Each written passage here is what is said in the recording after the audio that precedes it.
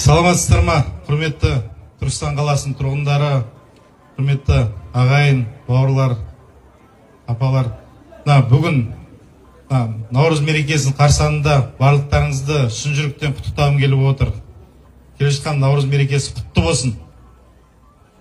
Бүгін осы ораза айында осындай жақсы сәтте кездесіп отырмыз. Бұның бәрі мемлекет басшысының тапсырмасының аясында жалпы халыққа қолдау көрсетудің арқасында осындай жобалар іске асырылып жатыр. Бұлай қарасақ, Түркістан облысы 18 жылдан бері бөлініп шыққалы бері 3519 кезекте тұрған жанұяларға пәтер берілген екен бүгінгі дейін. Былтырдың өзінде 946 пәтерден астам осы жерде пәтер табыстаған болатынбыз жанұяларға. Яғни бүгін 348 пәтерді табыстап отырмыз. 348 жанұя бүгін пәтерлі болып жатыр. Қоныстарыңыз құтты болсын.